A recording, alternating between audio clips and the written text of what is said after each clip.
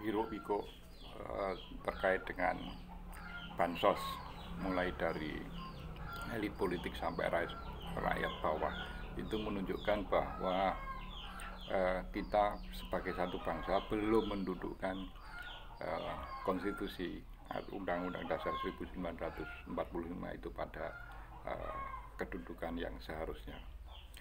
Dari bocor alus yang itu channelnya Tempo, itu kita jadi tahu bagaimana Menteri Sosial itu tidak terlibat dalam aktivitas bagi-bagi bansos, kemudian perbedaan data, kemudian bagaimana Sri Mulyani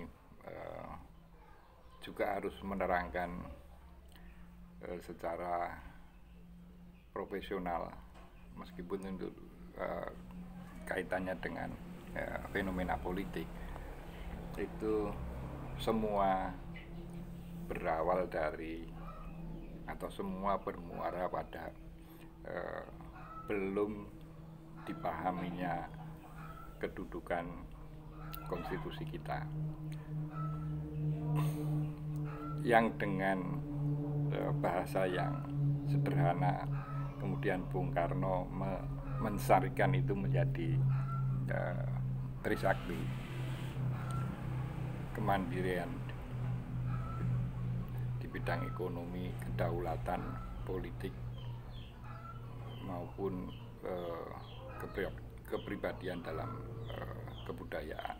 Ini kalau misalnya kita kaitkan dengan hiruk pikuk bansos ini, maka ya minimal saya mengimbau kepada masyarakat lah, kalau kepada para pelaku politik barangkali ya pasti dianggap angin lalu.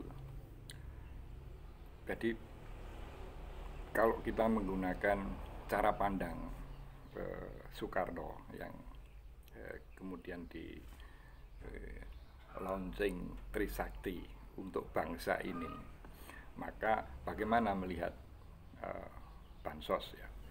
Ya, bansos sebagai satu bentuk social safety net itu menunjukkan bahwa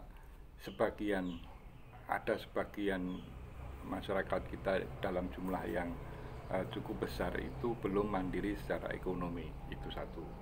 Kemudian yang kedua, siapapun penerima bansos itu harus tetap mandiri secara politik, karena itu memang tugas negara untuk hadir pada masyarakat yang memang belum tersentuh kemajuan kesejahteraan. Ini sudah tugas negara. Jadi kalau toh ada oknum, ya ini tetap harus kita anggap sebagai oknum yang memanfaatkan bantuan sosial untuk kepentingan politis dangkal. Ini selalu ingat pesan Soekarno bahwa masyarakat tetap harus berdaulat secara politik. Tidak boleh secara politik itu dikait-kaitkan dengan bansos. Nah,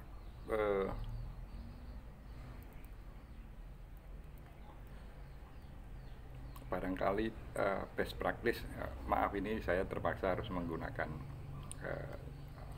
satu,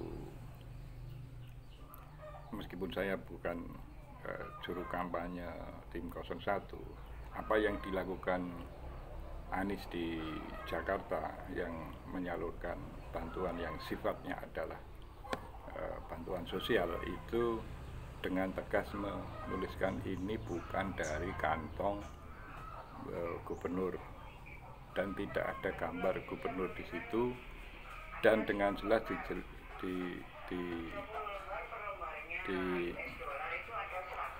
disebutkan bahwa sumber dana dari bantuan sosial ini adalah dari pajak rakyat. Jadi jelas posisi rakyat juga memahami bahwa meskipun barangkali dalam kontestasi pemilu mereka tidak pilih Anies waktu itu sebagai gubernur, tapi tetap mereka harus punya persepsi bahwa ini bukan kebaikan Anies, tapi memang fungsi yang harus dijalankan oleh Anies ketika menduduki posisi sebagai pejabat publik. Ya itu memang sudah tugasnya seperti itu. Dan ini prinsip semacam itu bisa diperluas dalam skala negara.